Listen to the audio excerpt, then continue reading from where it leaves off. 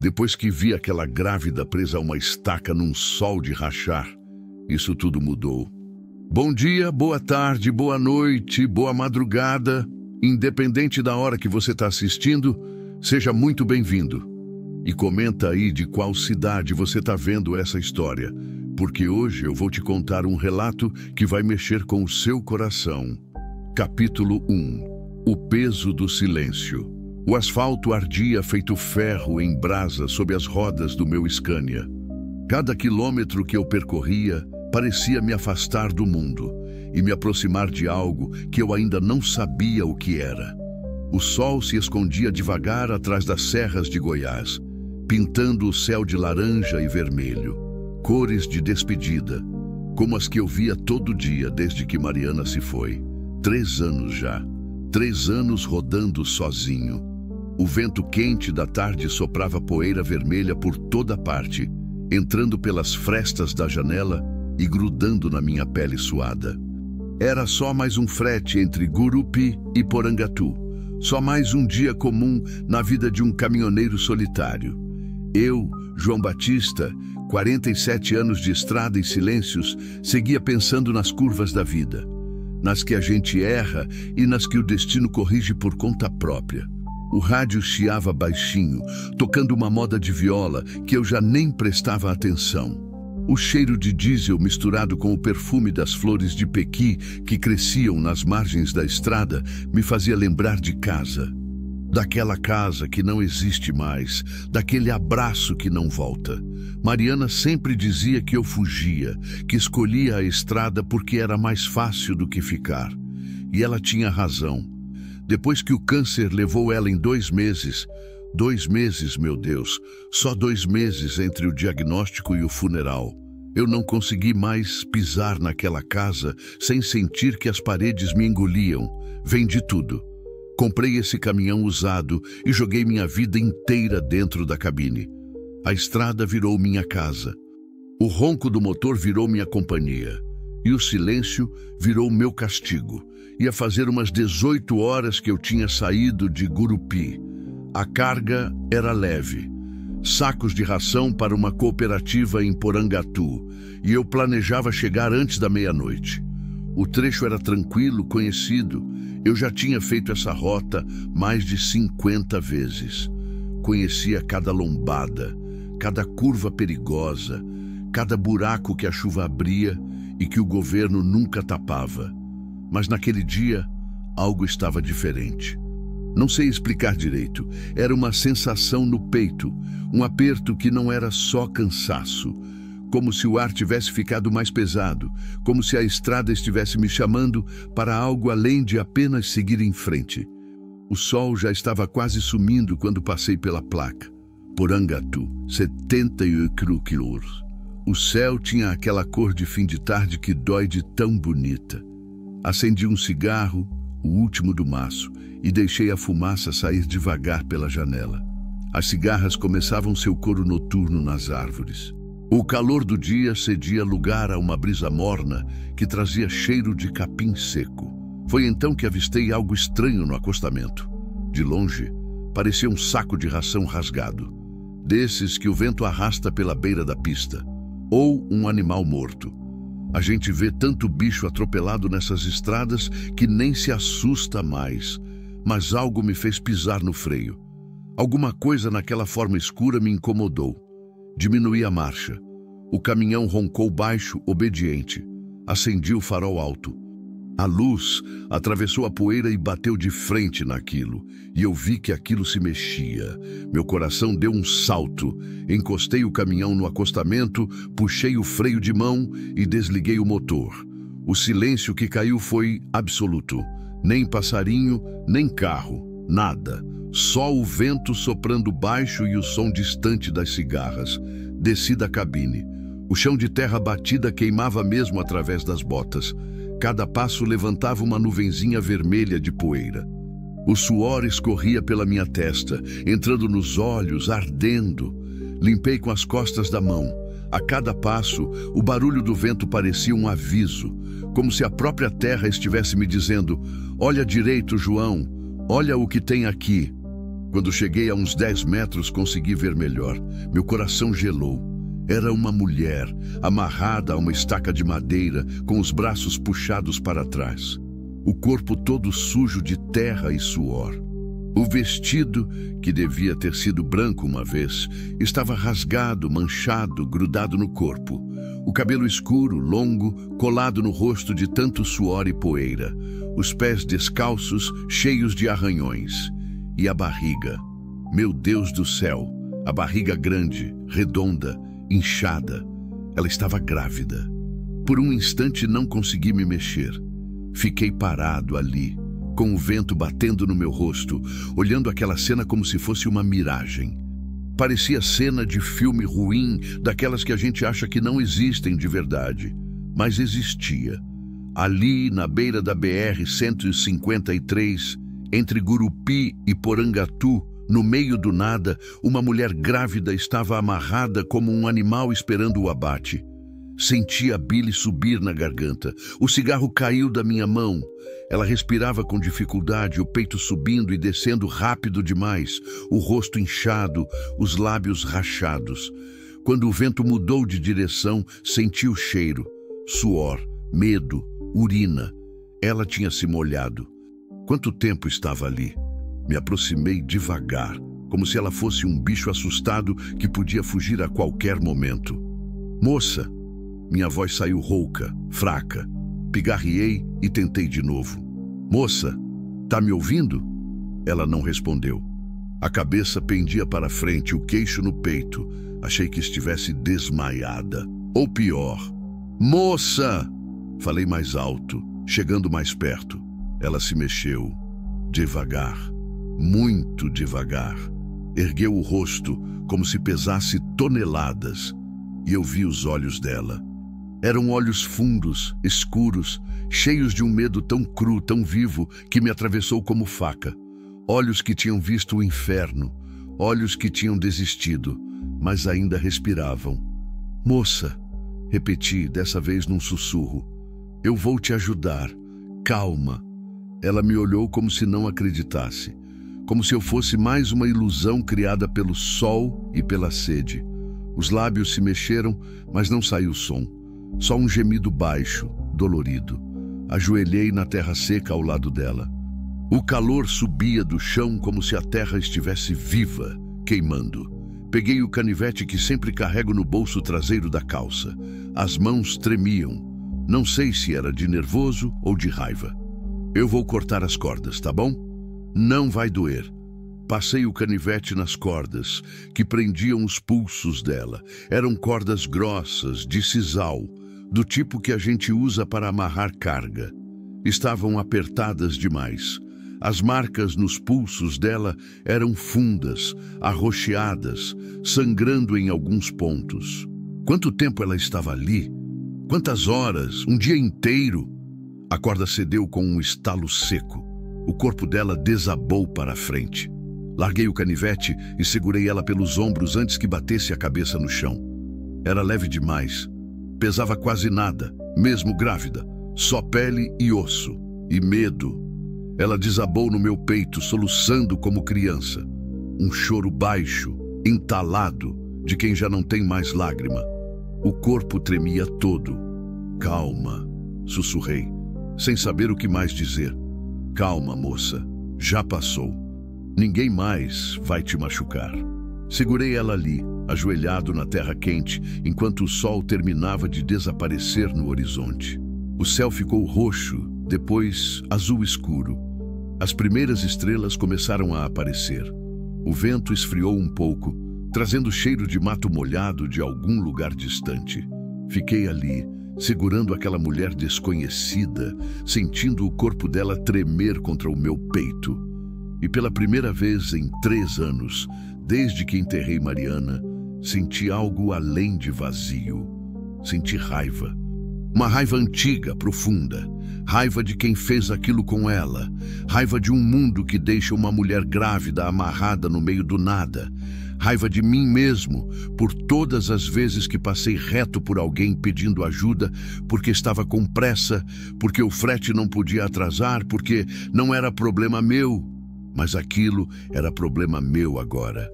Como é seu nome? Perguntei baixinho, ainda segurando ela. Ela não respondeu logo. Respirou fundo algumas vezes, tentando controlar o choro. Helena, disse por fim, a voz saindo num fio. Meu nome é Helena. Tá bem, Helena, eu sou João. Vou te tirar daqui, entendeu? Vou te levar para um hospital. Ela apertou meu braço com uma força que não parecia possível naquele corpo frágil. Ele me deixou aqui, sussurrou. Disse que não queria mais gasto, nem filho. Senti o estômago revirar. Quem fez isso, Helena? Perguntei, já sabendo que a resposta ia doer. Meu marido. A voz dela quebrou. Roberto. A gente estava vindo de Palmas. Ele parou aqui, me amarrou e foi embora. Disse que a morte era mais barata que o parto. As palavras caíram como pedras. Fechei os olhos. Respirei fundo. Tentei não imaginar um homem fazendo aquilo. Tentei não imaginar o medo que ela sentiu quando percebeu que ele não estava brincando, que ele realmente ia deixar ela ali. Mas não consegui não imaginar. Faz quanto tempo? Perguntei. Não sei. O sol estava alto quando ele me deixou. Passou muito carro. Ninguém parou. Olhei para a estrada vazia. Quantas pessoas tinham passado? Quantos caminhoneiros, quantos motoristas? Todos com pressa, todos com algum lugar para chegar.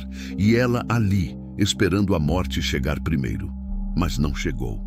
Porque alguma coisa, chamem do que quiserem, Deus, destino, sorte, me fez olhar para aquele acostamento. Passei o braço por baixo das pernas dela e levantei. Ela era tão leve que me assustou. Caminhei de volta para o caminhão, sentindo o peso dela nos braços, sentindo também algo que tinha esquecido, a sensação de que a vida de alguém dependia de mim.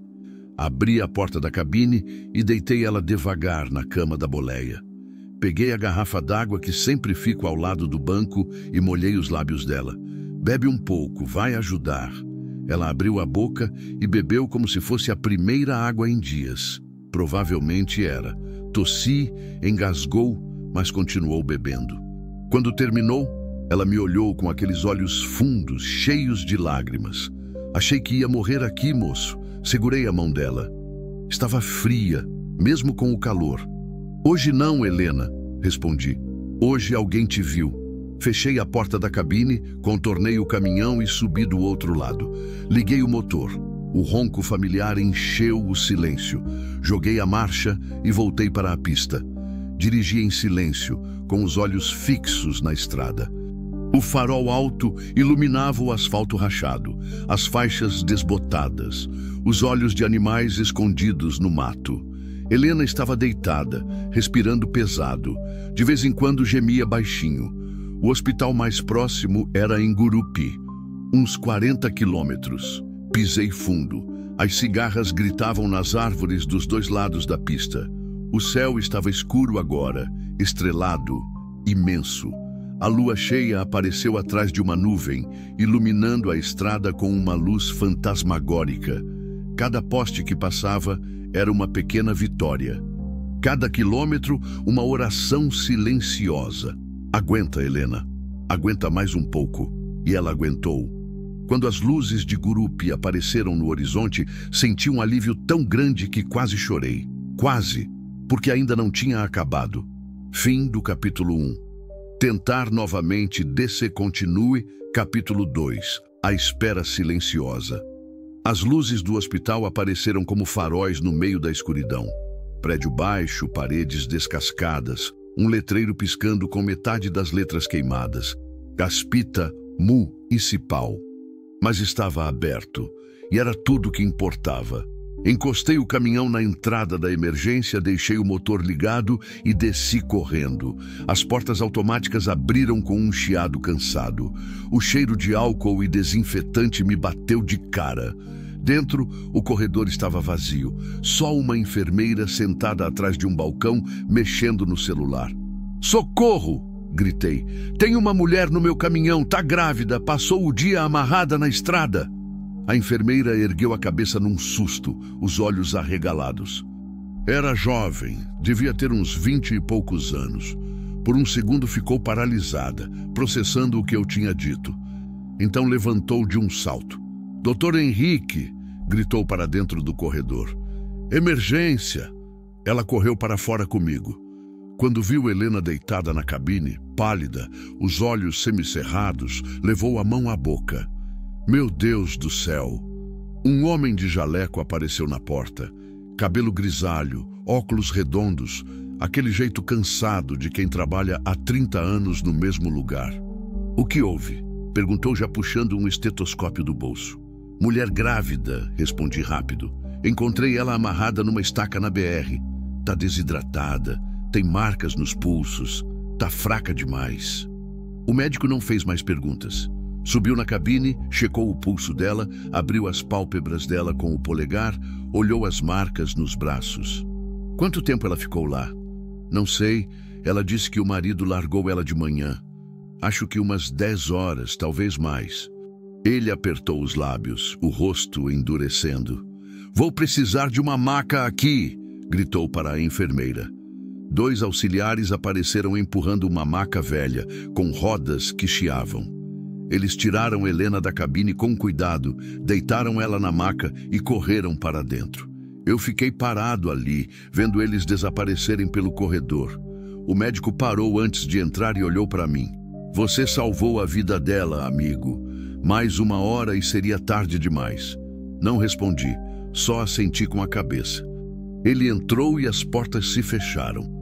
Fiquei sozinho no estacionamento vazio. O motor do caminhão ainda roncava baixinho.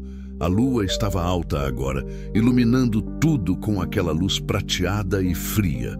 Olhei para minhas mãos. Estavam tremendo. Não sei quanto tempo fiquei ali parado. Podia ter sido 5 minutos ou 1 hora. O tempo tinha parado de fazer sentido. Finalmente, desliguei o caminhão, tranquei a cabine e entrei no hospital. A sala de espera era pequena, com cadeiras de plástico azul grudadas na parede e um bebedouro que pingava no balde embaixo. Um televisor velho pendurado no canto mostrava um programa de auditório sem som. 3 pessoas esperavam. Uma mulher idosa com um bebê no colo, um homem com o braço enfaixado e um garoto de uns 15 anos mexendo no celular. Sentei numa cadeira no canto, longe de todos. Tirei o boné e passei a mão pelo cabelo suado. Estava encharcado, a camisa grudada nas costas. Só agora percebi o quanto estava cansado. Fechei os olhos e respirei fundo. A imagem de Helena amarrada naquela estaca voltou, os pulsos arroxeados, o medo nos olhos, a barriga exposta ao sol. Senti a raiva voltar, uma raiva quente que subia do estômago e queimava a garganta. Que tipo de homem faz isso? Que tipo de coisa precisa estar quebrada dentro de alguém para amarrar a própria mulher grávida e ir embora? Não conseguia entender. E talvez fosse melhor assim, porque entender uma coisa dessas significaria aceitar que ela existe. E eu não queria aceitar. Quer um café? Abri os olhos.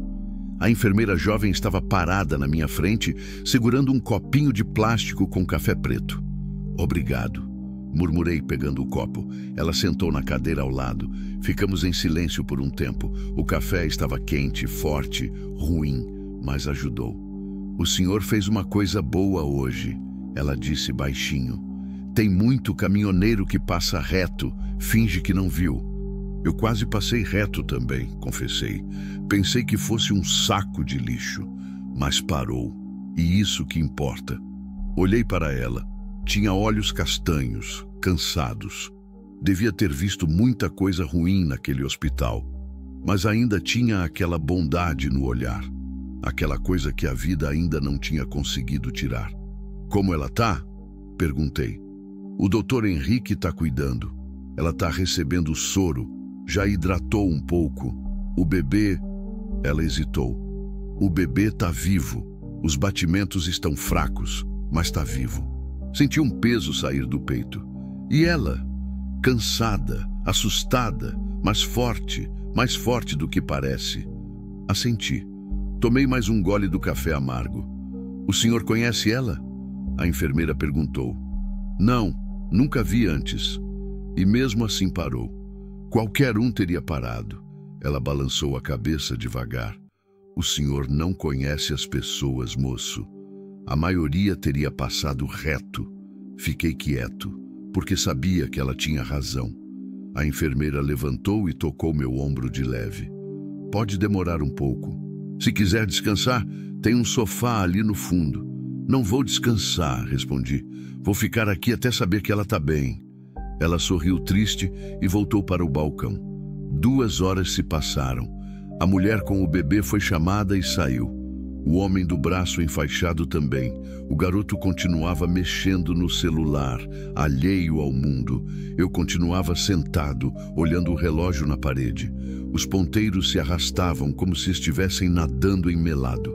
Cada vez que uma porta se abria, eu me levantava. Mas nunca era o médico, até que finalmente ele apareceu. Estava cansado, mais cansado do que antes. Tirou os óculos e limpou com a barra do jaleco antes de falar. Ela vai ficar bem, disse, e senti o mundo voltar a girar.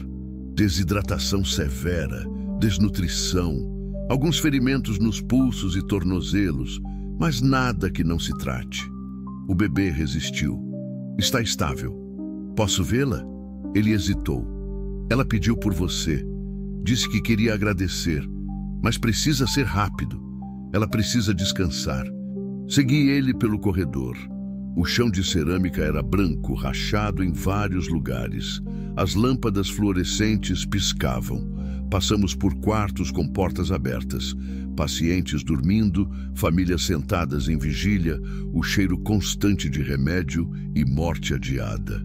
Paramos numa porta no fim do corredor. Ele bateu de leve e empurrou. O quarto era pequeno. Uma cama, uma cadeira, uma janela com cortina azul desbotada. E Helena. Ela estava deitada, o corpo coberto por um lençol branco fino. Um soro pingava no braço. O rosto estava limpo agora, sem a sujeira, sem o suor. Eu conseguia ver ela de verdade pela primeira vez. Era jovem, muito jovem. Devia ter uns 25, talvez menos. Cabelo escuro, liso, caindo sobre o travesseiro. Rosto magro, maçãs do rosto salientes, mas bonita. Daquele jeito simples, daquele jeito que a vida ainda não tinha conseguido apagar completamente. Quando me viu, tentou sorrir. Foi um sorriso fraco, trêmulo, mas real. João, disse, a voz rouca. Entrei devagar e sentei na cadeira ao lado da cama. Como você tá?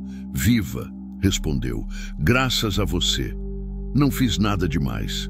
Você parou. As lágrimas começaram a descer. Passaram tantos carros, tantos caminhões. E ninguém parou. Só você. Não sabia o que dizer. Fiquei olhando para as mãos dela, pequenas e frágeis sobre o lençol. Seu bebê tá bem, falei. O médico disse que vai dar tudo certo. Ela levou a mão à barriga e soluçou. Eu achei que ia perder ele. Achei que a gente ia morrer ali, os dois. Mas não morreram. Ela me olhou nos olhos e naquele olhar tinha algo que eu não via há muito tempo. Gratidão. Não aquela gratidão automática de educação, mas gratidão verdadeira. A gratidão de quem olhou a morte de frente e foi puxada de volta. Por que ele fez isso com você, Helena? Perguntei baixinho. O sorriso dela morreu. Porque ele é um covarde, disse, a voz endurecendo. Porque quando descobriu que eu estava grávida, quis que eu tirasse. Eu não quis, disse que ia criar sozinha se precisasse. Ele ficou com raiva, disse que eu era um peso, que filho era gasto, que ele tinha coisa melhor para fazer com o dinheiro dele. Ela limpou as lágrimas com as costas da mão. A gente estava indo para Palmas visitar minha mãe. No meio do caminho ele parou, disse que precisava fazer xixi. Eu desci também. Quando percebi, ele me pegou pelas costas, me arrastou para o mato e... A voz quebrou. Me amarrou. Disse que era melhor assim. Que eu ia morrer rápido, que ninguém ia me achar. E foi embora. O silêncio caiu pesado no quarto. Senti uma vontade de encontrar esse Roberto. De olhar nos olhos dele. de fazer ele sentir uma fração do medo que ele fez Helena sentir. Mas não disse nada disso. Você tem família? Perguntei. Minha mãe, em Palmas, mas ela não tem telefone. A gente ia chegar de surpresa. Vou te levar lá. Quando você estiver melhor, vou te levar para sua mãe. Ela segurou minha mão com força. Por quê? Por que você está fazendo isso? Olhei para ela e não soube responder. Porque era certo, porque era humano, porque eu também sabia o que era estar sozinho no mundo, ou porque pela primeira vez em 3 anos eu sentia que tinha um propósito que não fosse apenas rodar sem parar. Porque alguém precisa, respondi por fim. Ela apertou minha mão e fechou os olhos. As lágrimas continuaram descendo, molhando o travesseiro. Fiquei ali, segurando a mão dela até que o sono veio e levou ela. Então me levantei devagar e saí. No corredor, o médico me esperava. Ela vai precisar ficar internada uns 3 dias. Depois disso, pode ter alta, mas vai precisar de acompanhamento pré-natal. Vou cuidar disso, respondi sem pensar. Ele me olhou surpreso. Você conhece ela? Agora conheço. O médico sorriu. Um sorriso cansado, mas verdadeiro. O mundo precisa de mais gente como você, João. Não respondi. Só assenti e saí. Do lado de fora, a noite estava fria. O céu continuava estrelado, imenso. O caminhão estava onde eu tinha deixado, sozinho no estacionamento vazio. Abri a porta, subi, sentei no banco do motorista e fiquei olhando pela janela. Pela primeira vez em 3 anos, não senti vontade de ligar o motor e sumir estrada afora. Pela primeira vez em 3 anos, senti que havia algo além do asfalto. Encostei a cabeça no volante e fechei os olhos e deixei as lágrimas virem. Fim do capítulo 2. Tentar novamente descer continue, capítulo 3. Palavras. Entre silêncios. Passei a noite dentro do caminhão. Não consegui ir embora. Tentei convencer a mim mesmo que era só cansaço, que era tarde demais para pegar a estrada, que o sono tinha chegado pesado. Mas a verdade é que eu não queria deixar Helena sozinha naquele hospital. Mesmo sabendo que ela estava em boas mãos, algo dentro de mim precisava ficar por perto. Reclinei o banco, puxei a manta velha, que fica sempre jogada atrás do assento, e tentei dormir. Mas o sono vinha e fugia, como água entre os dedos. Cada vez que fechava os olhos, via ela amarrada naquela estaca. Via os olhos dela, vazios de esperança. Via o vestido rasgado, a barriga exposta ao sol impiedoso. E via o rosto de Mariana. Não sei por que meu cérebro fez essa conexão. Helena e Mariana eram completamente diferentes. Mariana tinha cabelo curto e castanho claro. Helena tinha cabelo longo e escuro. Mariana era alta e forte. Helena era miúda e frágil. Mas algo nas duas se tocava. Talvez a fragilidade, talvez o jeito de olhar como se estivessem pedindo socorro sem conseguir falar. Mariana também tinha me olhado assim nos últimos dias, quando a dor ficou forte demais, quando os remédios pararam de funcionar, quando ela sabia que estava indo embora e não havia nada que ninguém pudesse fazer. Eu segurei a mão dela até o fim, mas não consegui salvá-la. Talvez fosse por isso que não conseguia ir embora agora, porque dessa vez eu tinha chegado a tempo. Acordei com o sol batendo no rosto. Devia ser umas 6 da manhã. O estacionamento já tinha alguns carros. Enfermeiras chegando para o turno, pacientes saindo, a vida recomeçando como sempre. Desci do caminhão com o corpo doído. Dormir sentado nunca foi confortável, mas estava acostumado. Esfreguei o rosto, estiquei as costas e caminhei até o hospital.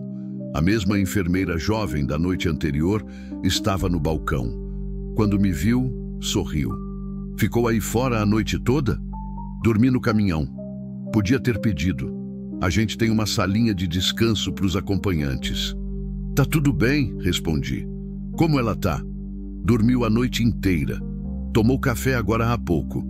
O Dr. Henrique já passou e disse que ela tá respondendo bem. Quer subir? Assenti. Ela me acompanhou pelo mesmo corredor da noite anterior. A luz do dia entrava pelas janelas, iluminando a sujeira e o desgaste que a noite escondia. Paredes descascadas, piso manchado, teto com infiltração, mas estava funcionando. E às vezes isso era suficiente. Batemos na porta do quarto de Helena. Uma voz fraca respondeu: "Pode entrar." A enfermeira abriu e me deixou passar. Helena estava sentada na cama, encostada em travesseiros. Tinha mais cor no rosto. O cabelo estava preso num rabo de cavalo frouxo. Ela usava uma camisola azul clara do hospital, grande demais para o corpo magro dela, mas estava viva, e seus olhos, que ontem estavam mortos, hoje tinham uma faísca. "João", disse ela, e o sorriso que abriu foi genuíno. "Bom dia", cumprimentei parando perto da cama. "Dormiu bem?" "Melhor do que esperava.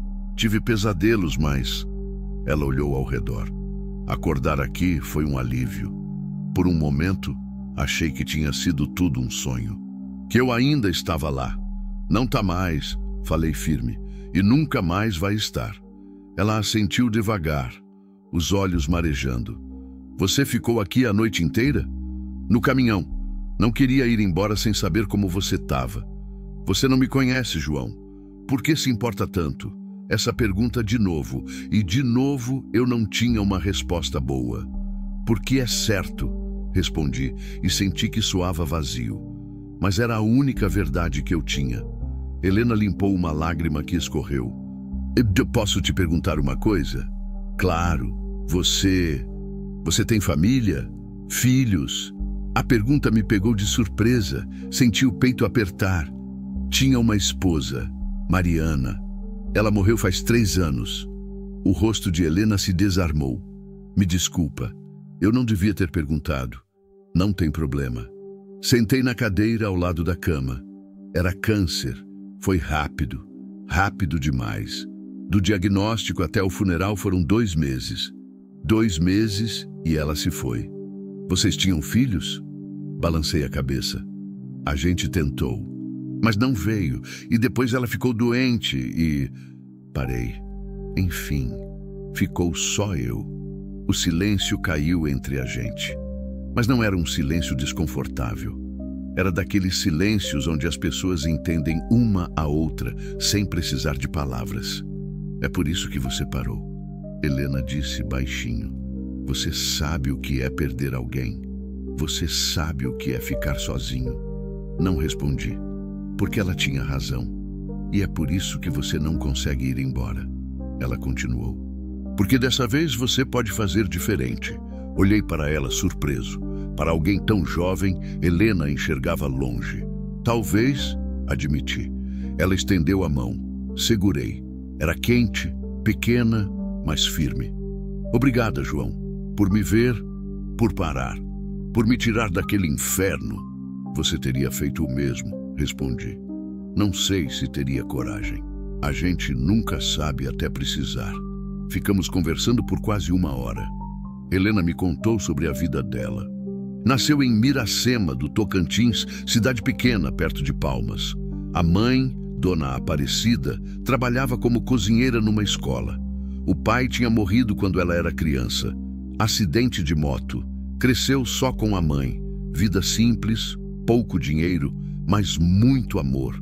Conheceu Roberto numa festa junina. Ele era de fora, trabalhava numa empresa de construção que estava fazendo uma obra na cidade. Bonito, charmoso, cheio de promessas. Namoraram 6 meses. Casaram no civil, sem festa, sem nada. A mãe dela não gostou. Disse que tinha algo errado naquele homem, mas Helena não ouviu. "Mãe sempre sabe, né?" Ela disse com um sorriso amargo. "A gente que não escuta." Depois do casamento, mudaram para Goiânia. Roberto arrumou emprego numa outra obra. No começo era bom. Ele trabalhava, trazia dinheiro, tratava ela bem. Mas aos poucos foi mudando. Ficava irritado por qualquer coisa. Reclamava da comida, da casa, dela. Quando descobriu que estava grávida, Helena achou que as coisas iam melhorar. Achou que um filho ia trazer Roberto de volta. Mas aconteceu o contrário. Ele ficou furioso. Disse que não queria filho, que não estava pronto, que ela tinha feito aquilo de propósito para prender ele. Eu não fiz, Helena disse, a voz quebrando. Eu só queria uma família.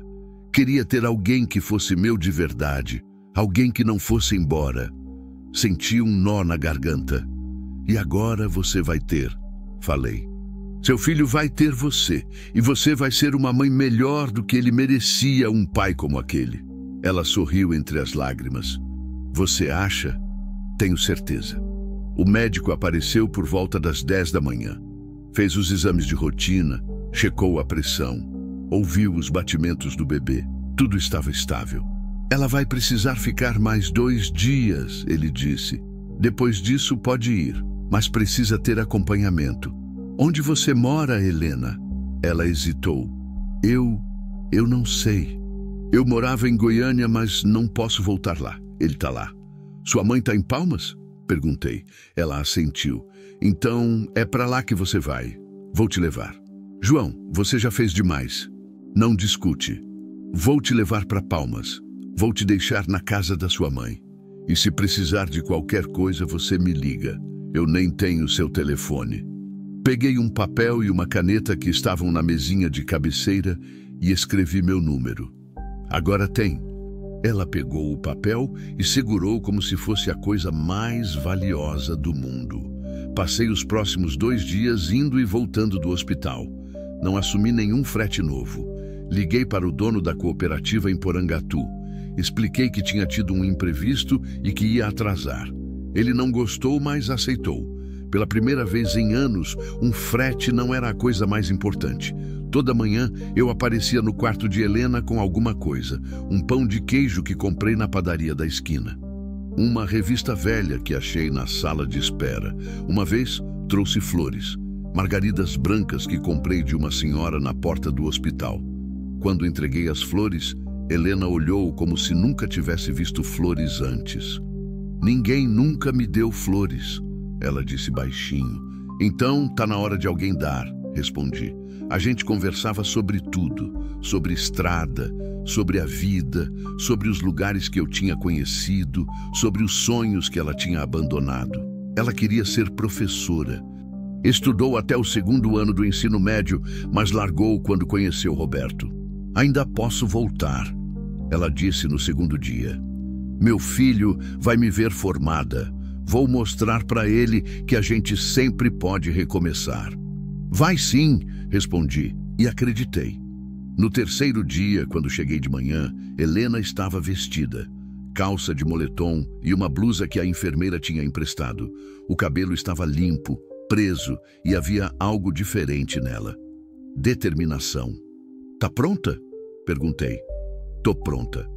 O médico apareceu com a papelada da alta, deu as instruções, passou os remédios que ela precisava tomar, marcou o retorno, que seria em Palmas, num posto de saúde perto da casa da mãe dela.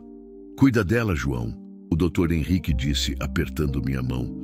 E você, Helena, cuida de si mesma e desse menino. Menino? Ela perguntou surpresa. O médico sorriu. Ops, não era para ter falado ainda. Mas sim, é um menino. O rosto de Helena se iluminou. Ela levou as mãos à barriga e riu. Uma risada leve, bonita, cheia de vida. Um menino, repetiu. Vou ter um menino. Saímos do hospital juntos. O sol da manhã estava forte, mas havia uma brisa boa. Helena parou na porta e fechou os olhos, respirando fundo.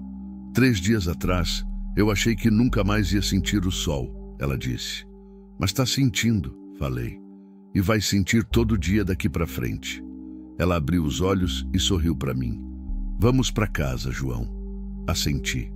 E pela primeira vez em muito tempo, a palavra casa não me doeu. Fim do capítulo 3. Tentar novamente de continue, capítulo 4. A tempestade. A estrada para Palmas era longa, 280 quilômetros cortando o coração do Tocantins. Tempo bom, sem parar, dava umas 4 horas, mas eu não estava com pressa e Helena precisava de calma. Ela subiu na cabine devagar, ainda frágil. Ajeitei uns travesseiros no banco para ela ficar mais confortável. Coloquei a mochila que a enfermeira tinha conseguido com roupas doadas. 2 blusas, uma calça, um chinelo. Pouca coisa, mas era o que tinha. Confortável? Perguntei. Mais do que nos últimos meses. Ela respondeu com um meio sorriso. Liguei o motor. O Scania roncou fiel como sempre. Joguei a marcha e saímos do estacionamento do hospital. Na rua, a cidade de Gurupi acordava devagar. Lojas abrindo, gente indo trabalhar, crianças de uniforme caminhando para a escola. Vida normal. Vida que continua, indiferente às tragédias particulares de cada um. Pegamos a BR-153 em direção norte. O asfalto estava bom nesse trecho, recém-recapeado. À esquerda e à direita, o cerrado se estendia infinito. Árvores tortas, capim seco, terra vermelha. O céu estava limpo, azul claro, com algumas nuvens brancas no horizonte. Helena ficou quieta os primeiros quilômetros, olhando pela janela. Eu respeitei o silêncio dela. Às vezes, as pessoas precisam de tempo para processar, para organizar os pedaços quebrados da vida e tentar montar algo que faça sentido. Depois de uns 30 minutos, ela falou: "Você vai me levar até a porta da minha mãe?" "Vou." "E se ela não estiver lá? E se ela tiver mudado?" "A gente descobre quando chegar, mas sua mãe não mudaria sem te avisar, mudaria?" Helena balançou a cabeça. "Não. Ela sempre morou no mesmo lugar. Casa pequena, no bairro São João. Rua de terra, sem asfalto, mas é lar. Então é lá que vamos." Ela suspirou e encostou a cabeça no vidro. "Ela vai ficar com raiva de mim." "Por quê?" "Por ter me casado com Roberto, por não ter ouvido ela, por ter sumido sem dar notícia." "Mãe não fica com raiva disso", falei. "Mãe fica aliviada que a filha voltou. O resto a gente resolve depois." Helena me olhou de canto de olho. "Você entende de mãe?" "Minha mãe morreu quando eu era novo, mas lembro dela o suficiente para saber que amor de mãe não tem condição, não tem prazo de validade." Ela sorriu triste. "Espero que você esteja certo." Paramos numa vez só, numa bomba de combustível perto de Guaraí. Abasteci o caminhão enquanto Helena ia ao banheiro. Comprei água, 2 pães de queijo e uma banana para ela. Quando voltou, tinha o rosto lavado e parecia um pouco melhor. "Comeu alguma coisa hoje?" perguntei, entregando o pão. "O café do hospital, mas não foi muito." "Então come isso. Você e o menino precisam." Ela pegou o pão e mordeu devagar. Comia como quem não está acostumado a ter comida garantida, guardando, mastigando devagar, aproveitando cada pedaço. Me lembrou os cachorros de rua que a gente vê por aí, sempre em alerta, sempre achando que pode ser a última refeição. Voltamos para a estrada. O sol subia no céu e o calor começava a apertar. Liguei o ar-condicionado na metade. Não podia deixar muito forte porque Helena ainda estava fraca. Ela ajeitou os travesseiros e fechou os olhos. Em poucos minutos, estava dormindo. Olhei para ela de relance enquanto dirigia. Parecia uma criança, frágil, pequena, perdida. Mas havia algo de forte ali também. Algo que tinha resistido ao abandono, ao sol, à desidratação, ao desespero. Algo que tinha segurado aquela vida dentro dela mesmo quando tudo dizia para desistir. "Você vai dar conta, Helena", pensei. "Você e seu filho vão ficar bem." Quis acreditar nisso, precisava acreditar. Estávamos a uns 100 quilômetros de Palmas quando o céu mudou. Aconteceu rápido. As nuvens brancas que antes pareciam inofensivas começaram a crescer, escurecer, juntarem-se. Em meia hora, o céu estava cinza chumbo. O vento começou a soprar forte, balançando o caminhão. Helena acordou com um solavanco. "O que foi?" "Vem tempestade", respondi olhando para o céu. "Parece que vai ser grande." Como se estivesse me ouvindo, o primeiro trovão explodiu. alto, seco, rasgando o silêncio. Helena se encolheu no banco. Você tem medo de trovão? Perguntei. Tenho medo de tudo agora. Ela respondeu baixinho. Não sabia o que dizer para acalmá-la, então só estendi a mão. Ela segurou.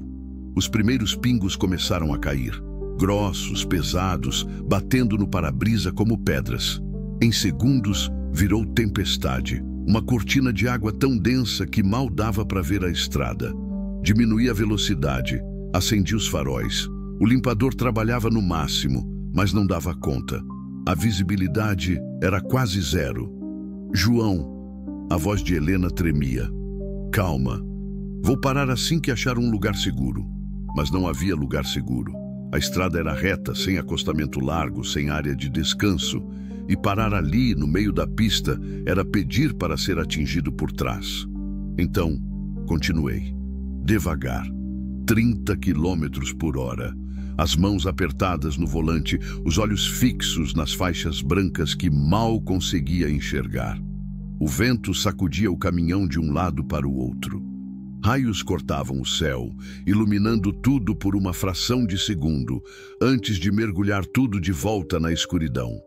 O trovão vinha logo atrás, ensurdecedor. Helena soltou minha mão e abraçou a barriga, os olhos fechados com força. Tá tudo bem, repeti. Vamos ficar bem, mas nem eu acreditava completamente. Então aconteceu. Um relâmpago caiu tão perto que senti o cheiro de ozônio. A luz foi cegante. O trovão veio junto, sem intervalo, como uma explosão. O caminhão sacudiu e o motor morreu. Tudo apagou. As luzes, o painel, o ar-condicionado, silêncio. Só a chuva martelando no teto de metal. João! A voz de Helena era puro pânico. Calma, vou tentar ligar de novo. Girei a chave. Nada. Tentei de novo. Nada. O motor não pegava. Meu coração começou a acelerar. Olhei pelo retrovisor. Não vinha ninguém, mas na chuva pesada, um caminhão parado era invisível até ser tarde demais. A gente precisa sair da pista, Helena disse, e tinha razão. Eu sei, vou ter que empurrar. Empurrar? Sozinho? Não tem escolha. Desci do caminhão. A chuva me encharcou em 2 segundos. Era água fria, violenta, que doía na pele. O vento quase me derrubou. Lutei para chegar na frente do caminhão. O acostamento era estreito, mas dava. Se eu conseguisse empurrar o caminhão só uns 3 metros, a gente ficaria fora da pista principal. Coloquei as mãos no para-choque. O metal estava gelado e escorregadio. Respirei fundo e empurrei. Nada. Empurrei mais forte. O caminhão não se mexeu 1 centímetro. Vamos lá, João, você consegue. Coloquei o ombro contra o para-choque e usei o corpo inteiro. As botas escorregavam na lama, os músculos queimavam, mas o caminhão começou a se mexer. Devagar, muito devagar. 1 centímetro, 2, 10. Continuei empurrando cada centímetro, uma vitória. A chuva lavava o suor do meu rosto. O trovão continuava explodindo em cima de mim. Mas continuei. Meio metro, 1 metro, e então vi os faróis. Vinha um carro, rápido. Rápido demais para a chuva, rápido demais para parar. João! Helena gritou da cabine. Empurrei com tudo que tinha. O caminhão se mexeu mais um pouco, mas não ia dar tempo. O carro se aproximava. Podia ver os faróis cortando a chuva. 20 metros, 15. Empurrei, empurrei, empurrei. 10 metros. O caminhão finalmente saiu da pista. As rodas traseiras ainda estavam na faixa, mas a frente estava fora. 5 metros. Me joguei para o lado. O carro passou zoando. A água que ele levantou me atingindo como um muro. Buzinou furioso, já longe. As luzes vermelhas desapareceram na chuva. Fiquei deitado na lama, respirando pesado. Vivo. A gente estava viva. Levantei com dificuldade. Cada músculo do corpo doía. Voltei para a cabine. Quando abri a porta, Helena estava chorando. Achei que ele ia te pegar, mas não pegou. Fechei a porta. Estava ensopado, sujo, tremendo de frio. Tá tudo bem. Nada tá bem, ela gritou, e foi a primeira vez que vi raiva nela. A gente tá preso no meio de uma tempestade, o caminhão não liga, você quase morreu e a gente não sabe quanto tempo vai ficar aqui. Ela tinha razão, mas gritar não ia ajudar. Helena, falei baixo, mas firme. Olha para mim. Ela olhou, os olhos vermelhos, o rosto molhado de lágrimas e chuva que tinha entrado. A gente tá vivo, a gente tá fora da pista. E quando a chuva passar, eu vou consertar isso. Mas agora, a gente precisa esperar. Tá bem? Ela respirou fundo, tremendo. Então, assentiu. Peguei a manta de trás, a mesma que tinha me coberto na noite no hospital, e joguei sobre ela. Se enrola nisso. Eu vou verificar o motor quando clarear um pouco. Ficamos ali, em silêncio, ouvindo a chuva cair. O mundo lá fora era água, vento e trovão. Mas ali dentro, a gente estava junto. E por enquanto, era suficiente. A tempestade durou mais de 1 hora. Quando finalmente começou a diminuir, o céu continuava cinza, mas dava para ver. Desci de novo e abri o capô. Tudo estava molhado. Verifiquei as conexões, os fios, a bateria. Achei o problema. Um fio tinha se soltado com o impacto do raio.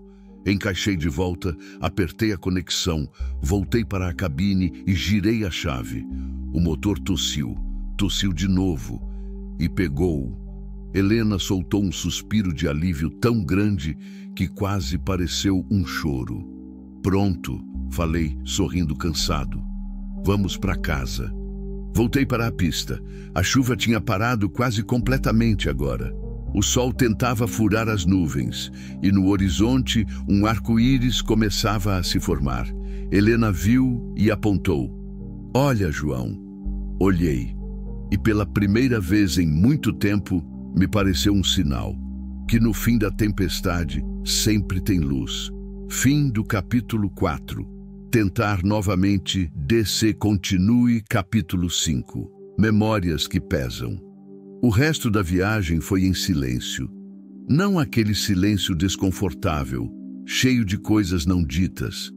Era um silêncio de quem passou por algo junto e agora precisa processar. O arco-íris continuava no céu, cada vez mais vivo conforme o sol voltava a brilhar. A estrada fumegava. O calor do asfalto evaporando a água da chuva em névoas finas que dançavam no ar. Helena tinha voltado a dormir, enrolada na manta. A respiração dela era tranquila agora, ritmada. O susto da tempestade tinha passado, deixando só o cansaço. Olhei para ela de vez em quando, certificando-me de que estava bem. A barriga subia e descia devagar. Lá dentro, o menino também descansava, alheio ao perigo que tinham enfrentado. Mas eu não conseguia descansar. Minha cabeça estava longe, voltando para lugares que eu tinha tentado esquecer.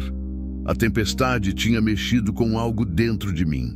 Talvez fosse o susto, talvez fosse o cansaço, mas as memórias voltaram como a chuva, fortes, inevitáveis, encharcando tudo. Lembrei da última tempestade que peguei com Mariana. Fazia uns 5 anos. A gente estava voltando de uma consulta em Goiânia. Ela tinha feito uns exames de rotina, nada demais. Estávamos felizes, conversando sobre planos, reformar a cozinha, viajar para a praia nas férias, talvez tentar mais uma vez ter um filho. A tempestade pegou a gente no meio do caminho, dessas tempestades de verão violentas e rápidas. Encostei o carro no acostamento e a gente esperou passar. Mariana tinha medo de trovão. Sempre teve.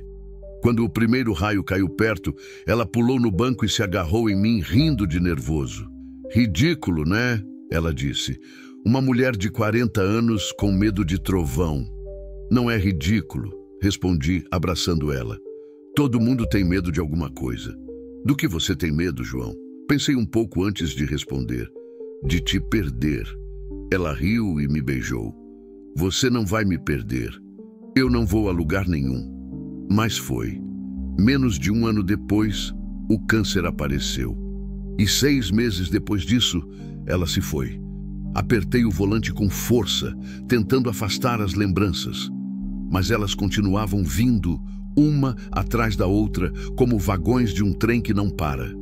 Lembrei do hospital, do cheiro de desinfetante e morte, dos corredores brancos e infinitos, da cadeira desconfortável ao lado da cama dela, onde passei as últimas semanas. Lembrei da mão dela, que antes era quente e forte, ficando cada vez mais fria e fraca. Dos olhos dela, que antes brilhavam, ficando opacos e distantes. Da voz dela, que antes enchia a casa de vida, ficando um sussurro que eu precisava me aproximar para ouvir.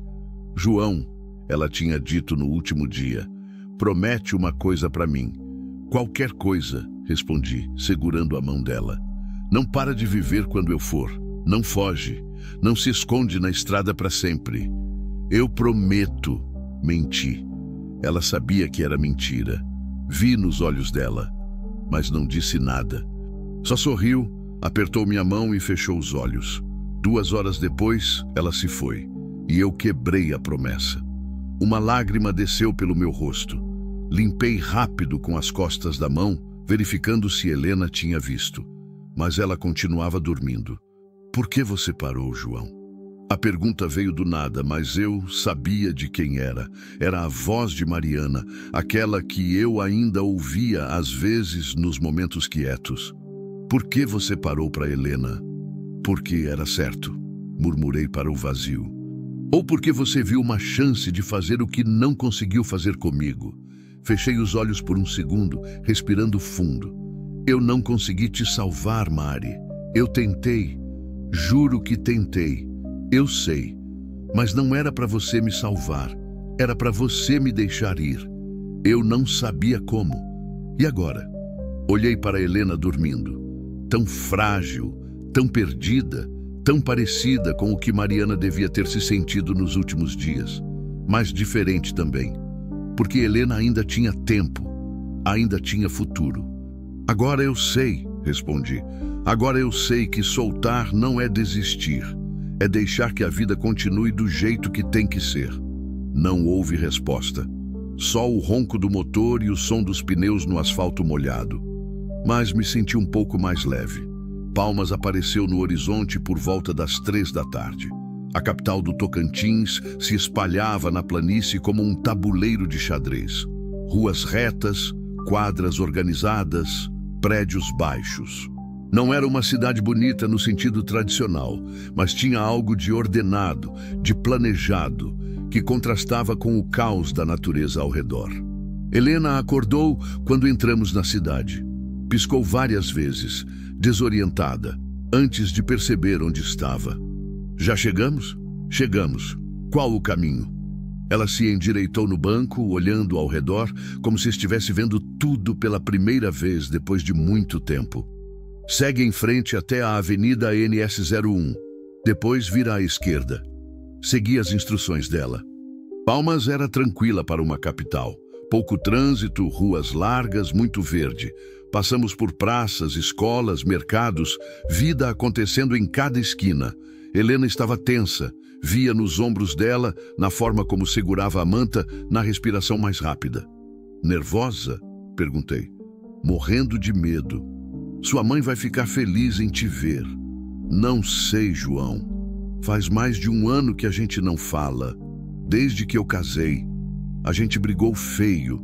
Eu disse coisas terríveis. Mãe, esquece essas coisas. Você não conhece minha mãe. Ela não esquece nada. Mas perdoa. Olhei para ela. Mãe sempre perdoa. Queria acreditar nisso. Precisava acreditar.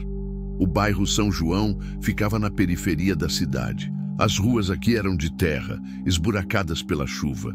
Casas simples, algumas de alvenaria, outras ainda de madeira. Crianças brincavam descalças na rua. Cachorros deitados na sombra. Roupas secando no varal. É ali, Helena apontou. A casa azul com a cerca de madeira. Encostei o caminhão em frente. A casa era pequena, mas bem cuidada, pintura descascada em alguns pontos, mas o quintal estava limpo. Tinha um pé de manga na frente, carregado de frutas, uma cadeira de plástico na varanda e uma mulher varrendo o chão. Quando ela ouviu o barulho do caminhão, parou e olhou. Era uma mulher de uns 50 e poucos anos, cabelo grisalho preso num coque, vestido simples de algodão, chinelo de dedo. Tinha o mesmo rosto de Helena, os mesmos olhos, o mesmo formato do nariz, mas havia mais dureza ali, mais marcas da vida. Helena não se mexeu. Não consigo, ela sussurrou. Não consigo descer. Quer que eu vá primeiro? Ela balançou a cabeça. Não, eu preciso fazer isso. Só me dá um minuto. Esperei. Dei-lhe o tempo que precisava. Vi quando ela respirou fundo 3 vezes. Vi quando limpou as lágrimas do rosto. Vi quando finalmente abriu a porta. Desci junto, ficando um pouco atrás, respeitando o momento. A mulher na varanda tinha largado a vassoura. Ficou parada, imóvel, olhando para Helena como se estivesse vendo um fantasma. Mãe, Helena disse, a voz quebrando na primeira palavra. Dona Aparecida não respondeu. Só desceu os 2 degraus da varanda, devagar, sem tirar os olhos da filha. Ficaram uma de frente para a outra, a 3 metros de distância. O mundo inteiro parecia ter parado. Então, Dona Aparecida viu a barriga. A mão dela voou para a boca. Os olhos se encheram de lágrimas. Minha filha, foi tudo que conseguiu dizer antes de correr. Ela abraçou Helena com uma força que parecia impossível para alguém tão pequeno. Helena desabou nos braços da mãe, chorando como criança perdida que finalmente acha o caminho de casa. Me desculpa, mãe, Helena soluçava. Me desculpa, me desculpa, me desculpa. Não, não, não, Dona Aparecida repetia, acariciando o cabelo da filha. Você voltou. Minha menina voltou. Fiquei parado ali, vendo as 2 juntas, e senti o peito apertar, porque isso era amor, amor sem condição, amor que espera, que perdoa, que recebe de volta sem perguntas. Dona Aparecida finalmente notou minha presença. Olhou para mim por cima do ombro de Helena, os olhos ainda cheios de lágrimas. Você trouxe ela.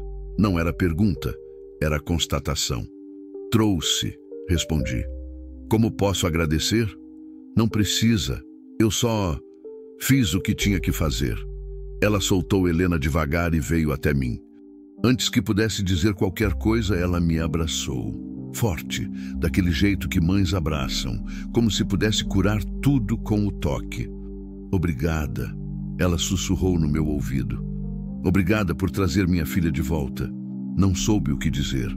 Só abracei ela de volta, sentindo algo que não sentia há muito tempo. Propósito. Dona Aparecida nos convidou para entrar. A casa era simples. Sala pequena com um sofá velho, mesa de jantar de fórmica, cozinha com fogão a gás e geladeira pequena. Mas era limpa, organizada, cheia de vida. Fotos nas paredes, cheiro de comida caseira, lar. Ela fez café e trouxe biscoitos. Helena sentou no sofá e, pela primeira vez desde que a conheci, vi ela relaxar de verdade, como se o corpo finalmente entendesse que estava segura. Agora me conta, Dona Aparecida disse, sentando ao lado da filha. Conta tudo. E Helena contou. Não pulou nada. O casamento, as brigas, a gravidez, a violência emocional, o abandono, a estaca, o calor, o medo. Eu aparecendo, o hospital, a viagem. Dona Aparecida ouvia em silêncio, o rosto cada vez mais tenso, as mãos apertando as de Helena. Quando Helena terminou, havia uma raiva fria nos olhos da mãe. Esse homem, ela disse, a voz baixa, mas dura como pedra. Esse homem devia apodrecer na prisão. Eu não vou voltar para ele, mãe, Helena disse firme. Nunca mais. Eu e meu filho vamos ficar aqui, se a senhora deixar. Se eu deixar? Dona Aparecida quase gritou. Menina, essa sempre foi sua casa.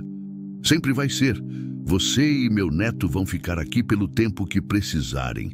E se esse desgraçado aparecer aqui, ele vai ter que passar por cima de mim primeiro. Helena sorriu entre as lágrimas e abraçou a mãe de novo. Fiquei ali, tomando café, vendo as duas juntas e soube que estava na hora de ir. Me levantei devagar. Dona Aparecida notou. Já vai? Tenho que ir. Ainda preciso entregar um frete atrasado. Helena se levantou também, rápida demais. Ficou tonta por um segundo. Segurei ela pelo braço. Calma. Ela me olhou nos olhos e havia tantas coisas ali.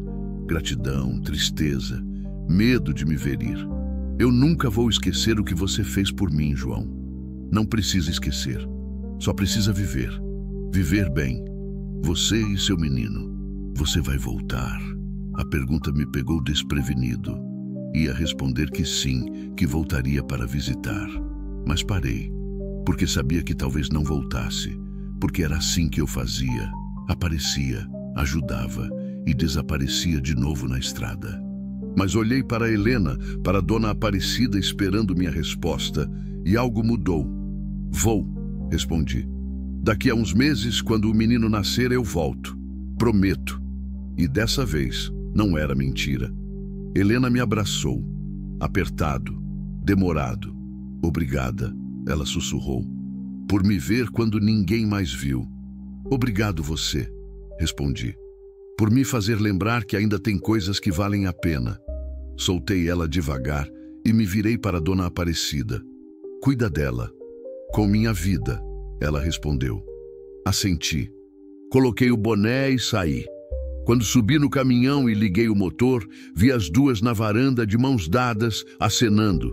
Acenei de volta e segui em frente, mas dessa vez não estava fugindo. Estava voltando para a estrada, porque a estrada era minha casa. Mas agora eu sabia que casa não precisa ser um lugar, pode ser um propósito. Fim do capítulo 5. Tentar novamente, DC continue, capítulo 6. O fantasma do passado. Dirigi por 3 horas sem parar. O sol começava a se pôr quando finalmente encostei num posto de gasolina na saída de Paraíso do Tocantins. O corpo estava moído. Cada músculo reclamava. A tempestade, o esforço de empurrar o caminhão, a tensão acumulada, tudo cobrava seu preço agora. Abasteci, comprei um sanduíche de frango que mais parecia papelão e um café que podia limpar ferrugem. Sentei numa mesa de plástico do lado de fora, vendo o movimento do posto. Caminhoneiros indo e vindo, famílias parando para usar o banheiro, crianças correndo entre os carros, vida normal, vida que continua. Peguei o celular. Tinha 3 chamadas perdidas do dono da cooperativa em Porangatu. 2 mensagens de texto cobrando o frete. Liguei de volta. Alô, João? A voz irritada do homem veio do outro lado. Onde diabos você tá? Já faz 4 dias. Tive um imprevisto, seu Mário, mas tô indo agora. Amanhã de manhã eu tô aí. Imprevisto? Que tipo de imprevisto vale 4 dias de atraso? Do tipo que não dava para ignorar. Silêncio do outro lado. Então, um suspiro pesado. Tá bom, João. Mas não rola de novo, ouviu? Da próxima vez eu contrato outro. Entendido. Desliguei. Fiquei olhando para o telefone por um tempo. Tinha o número de Helena guardado. Pensei em mandar uma mensagem, só para saber se estava tudo bem. Mas decidi esperar. Ela precisava de tempo com a mãe. Tempo para se recompor. Para começar de novo. Terminei o sanduíche sem gosto e voltei para o caminhão. A noite caiu de vez quando peguei a estrada de novo. O céu estava limpo, estrelado. A lua cheia iluminava o asfalto, criando sombras longas nas árvores dos 2 lados. O rádio tocava baixinho. Uma música sertaneja antiga, daquelas que meu pai ouvia. Meu pai. Fazia anos que não pensava nele. Morreu quando eu tinha 17, também de câncer. Foi rápido, doloroso. Lembro da última conversa que tivemos no hospital, semanas antes de ele ir embora.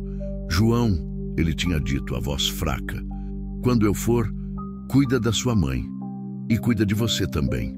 Não deixa a tristeza te comer por dentro, ouviu? Sim, pai. E mais uma coisa. Ele segurou minha mão com uma força surpreendente. Quando você encontrar alguém que vale a pena, segura. Não solta. A vida é curta demais para desperdiçar com medo. Eu tinha segurado Mariana. Segurado com tudo que tinha. Mas ela foi embora do mesmo jeito. E desde então, eu não tinha segurado mais ninguém. Não tinha deixado mais ninguém chegar perto. Até Helena aparecer amarrada naquela estaca. Não era amor, claro. Não era atração. Era algo diferente. Era conexão. Era reconhecer em outra pessoa a mesma dor, o mesmo vazio, a mesma necessidade de ser visto. E talvez fosse isso que meu pai quis dizer. Que vale a pena não precisa ser romântico. Pode ser simplesmente humano. Estava a uns 50 quilômetros de Porangatu quando vi os faróis. Eram 2 carros parados no acostamento. Um deles com o pisca-alerta ligado. Do outro saíam 2 homens. Mesmo à distância, algo me incomodou. Alguma coisa na forma como eles se moviam. Rápido demais, tenso demais. Diminuí a velocidade instintivamente. Quando me aproximei, vi melhor. Um dos carros era uma Hilux branca, nova, potente. O outro era um Gol velho, amassado. E os 2 homens estavam puxando alguém para fora do Gol. Uma mulher. Ela resistia, gritava, mas eles eram mais fortes. Meu coração disparou. Não é problema seu, João. Segue em frente. Mas meu pé já estava no freio. Você não pode salvar todo mundo, mas tinha salvado Helena. E se não tivesse, isso pode ser perigoso.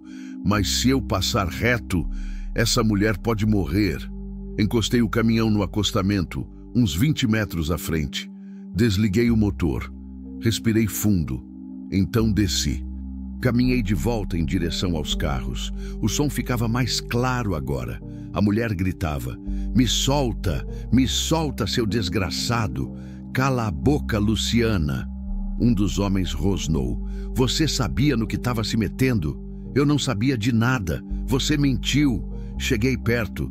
Os 2 homens finalmente me viram. Um deles era alto, forte, tatuado no braço. O outro era mais baixo, com cara de rato e um boné virado para trás. Segue seu caminho, velho, o alto disse. Não é da sua conta. Olhei para a mulher. Ela era jovem, devia ter uns 30 anos, cabelo curto, roupa simples. O rosto estava inchado, como se tivesse apanhado recentemente. Os olhos suplicavam. Me ajuda, ela sussurrou. Eu disse para seguir seu caminho. O homem repetiu, mais alto. E se eu não quiser? O alto deu um passo na minha direção. A mão foi para o bolso de trás. Vi o cabo de alguma coisa. Faca, provavelmente. Velho, você não quer se meter nisso. E se eu já me meti? O cara de boné riu. Esse aqui é doido, Beto. Deixa eu resolver. Mas antes que pudesse fazer qualquer coisa, ouvi um som que conhecia bem. O som de uma arma sendo engatilhada. Olhei de volta para o caminhão. Tinha um terceiro homem, saído da Hilux. Mais velho, com barba grisalha e olhos frios. E uma pistola apontada para mim. Você tem 2 segundos para voltar para o seu caminhão e sumir, ele disse, a voz calma. Calma demais. Se não sumir, eu te mato aqui mesmo e jogo no mato. Sua escolha. Olhei para a arma, depois para a mulher. Depois de volta para o homem. Você vai morrer, João. Vai morrer por alguém que nem conhece. Mas Helena também era alguém que eu não conhecia. É diferente.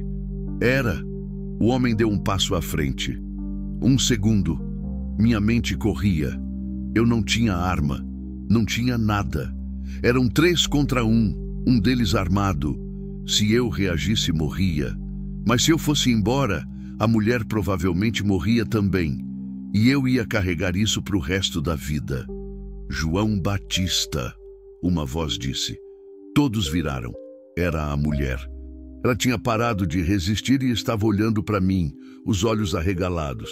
Como você sabe meu nome? Perguntei. Porque todo caminhoneiro entre aqui e Palmas já ouviu falar de você essa semana.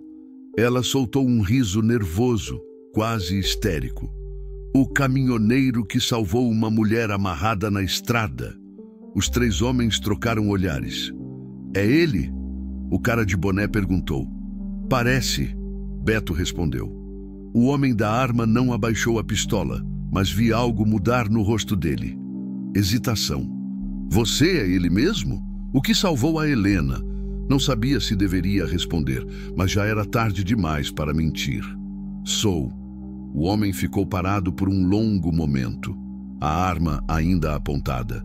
Então, lentamente, abaixou. Meu irmão trabalha no hospital de Gurupi, ele disse. Contou a história, todo mundo está comentando. Dizem que você é gente boa. E sou, respondi.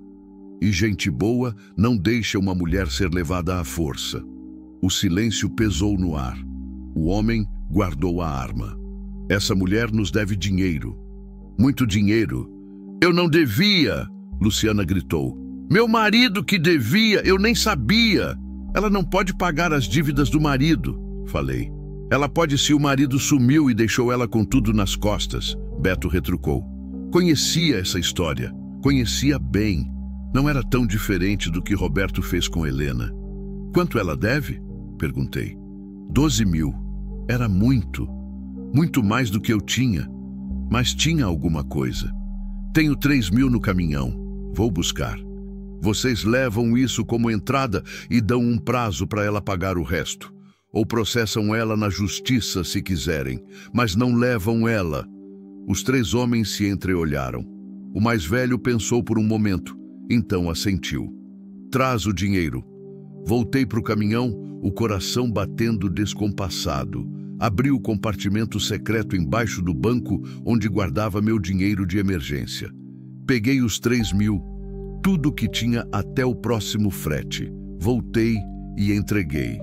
O homem contou, assentiu e guardou. Ela tem 3 meses para pagar o resto. Se não pagar, a gente volta. E aí nem você segura. Ela vai pagar. Garanti, sem saber se era verdade. Eles entraram na Hilux e foram embora. A poeira vermelha subindo atrás do carro. Luciana desabou no chão, chorando. Sentei ao lado dela no acostamento. Ficamos ali, em silêncio, vendo as estrelas. Obrigada, ela disse por fim. Você acabou de salvar minha vida. Não salvei nada ainda. Você ainda tem uma dívida de 9 mil reais. Eu sei, mas agora tenho tempo, tenho chance. Ela me olhou. Por que você fez isso? Porque alguém precisava. Ela sorriu triste. O mundo precisa de mais gente como você. O mundo precisa é de menos gente que abandona a mulher na estrada. Corrigi. Ela riu. Um riso cansado, mas real. Seu marido te deixou também? Perguntei. Me deixou com 2 crianças, aluguel atrasado e uma dívida que eu nem sabia que existia. Ela limpou as lágrimas. Apostou tudo que a gente tinha. Perdeu. Pegou emprestado com essas pessoas e sumiu. Para onde? Não sei e não quero saber. Só quero seguir com meus filhos. Assenti. Conhecia a história. Variações da mesma dor. Para onde você está indo? Porangatu. Minha mãe mora lá. Vou ficar com ela até arrumar emprego, juntar dinheiro, pagar essa dívida. Eu vou para Porangatu também. Quer carona? Ela olhou para o Gol velho, todo amassado. Ele não aguenta mais mesmo. Sorriu. Aceito. Luciana subiu no caminhão comigo. Fizemos o resto do caminho em silêncio confortável. Ela dormiu quase o tempo todo, a cabeça encostada na janela, o corpo finalmente relaxando depois do susto. Quando chegamos em Porangatu, o sol estava nascendo. Deixei ela na casa da mãe. Outra casa simples, outro abraço de reencontro, mais lágrimas de alívio. Antes de ir embora, ela me deu um abraço. Se um dia eu tiver alguma coisa, eu te pago de volta. Não precisa. Só cuida dos seus filhos. Vou cuidar, prometo. Assenti e fui embora. Entreguei o frete atrasado na cooperativa. Seu Mário reclamou, descontou uma parte do pagamento, mas aceitou. Peguei outro frete, grãos para Goiânia, e voltei para a estrada. Mas algo tinha mudado. Eu tinha mudado. Pela primeira vez em 3 anos, não estava fugindo. Estava apenas seguindo. E talvez, só talvez, começando a voltar para a vida. Fim do capítulo 6. Tentar novamente. Desce continue. Capítulo 7. A ligação. 3 meses e meio se passaram. 3 meses e meio rodando pelas estradas do Brasil. Goiânia, Brasília, Cuiabá, Campo Grande, de volta para Goiás. Frete atrás de frete, quilômetros atrás de quilômetros. O Scania roncando fiel, as rodas girando, o asfalto desaparecendo no retrovisor. Mas algo tinha mudado na rotina. Antes, eu dirigia no automático. Pegava o frete, carregava, entregava, pegava outro. Não conversava com ninguém além do necessário.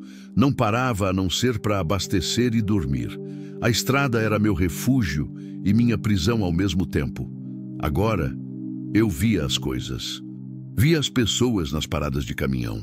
Via as famílias nos carros que passavam. Via os trabalhadores nas margens da estrada, os vendedores ambulantes, as crianças acenando quando o caminhão passava. Via a vida acontecendo ao redor e pela primeira vez em anos eu fazia parte dela de novo. Parei de dormir sempre dentro do caminhão. Às vezes ficava num hotel barato, só para sentir um colchão de verdade. Às vezes comia num restaurante de verdade, sentado numa mesa, conversando com o garçom, deixando gorjeta. Pequenas coisas, mas importantes. E todas as semanas, sem falta, ligava para Helena. A primeira ligação foi 2 semanas depois que deixei ela em Palmas. Estava num posto perto de Gurupi, ironia do destino, o mesmo posto onde tinha parado antes de encontrá-la, quando decidi ligar. Meus dedos hesitaram sobre o teclado do celular. Não sabia o que dizer. Não sabia se ela ia querer falar comigo, mas disquei. Chamou 3 vezes antes dela atender. Alô? A voz dela era diferente, mais forte, mais firme. Helena, é o João. Silêncio do outro lado. Depois, um suspiro de alívio. João, eu estava pensando em você ontem mesmo. Quase te liguei, mas fiquei com vergonha. Vergonha de quê? De incomodar. Você já fez tanto. Você nunca incomoda. Como você tá? Como tá o bebê? A gente tá bem. Consegui ouvir o sorriso na voz dela. Fui no posto de saúde fazer o pré-natal. A médica disse que ele tá perfeito, forte, batendo firme. Senti um alívio que nem sabia que estava segurando. E você, tá comendo direito? Descansando? Minha mãe não deixa eu fazer nada. Ela riu. Fica o dia inteiro me enchendo de comida, me mandando deitar, me tratando como se eu fosse quebrar. É irritante e perfeito. Sorri. Que bom, Helena. Fico feliz. E você? Tá bem? Pegou o frete que estava atrasado? Peguei. Tá tudo certo. Andei fazendo umas entregas por Goiás, Mato Grosso. A estrada tá boa. João, a voz dela ficou mais baixa.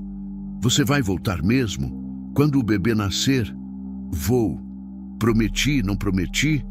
Prometeu, mas eu entendo se não puder. Você tem sua vida, seus fretes. Eu vou voltar, Helena. Pode contar comigo. Ouvi ela soluçar do outro lado. Não de tristeza, de alívio. Obrigada, ela sussurrou. Conversamos por mais meia hora. Ela me contou sobre a rotina com a mãe, sobre os vizinhos que vinham visitar, sobre as roupinhas que Dona Aparecida estava costurando para o bebê. Contei sobre os lugares que tinha passado, sobre um pôr do sol incrível que vi no Pantanal, sobre um quase acidente que evitei na descida da serra. Quando desligamos, me senti diferente, mais leve, menos sozinho. E toda semana, desde então, repetíamos o ritual. Foi na 10ª ligação, 12 semanas depois de ter deixado Helena, que tudo mudou. Eu estava em Anápolis, acabando de descarregar um lote de fertilizante, quando o celular tocou. Não era o dia da nossa ligação semanal. Era uma quarta-feira, meio da tarde. E quem ligava era a Helena. Atendi rápido. Helena, tudo bem? A voz do outro lado estava ofegante, assustada.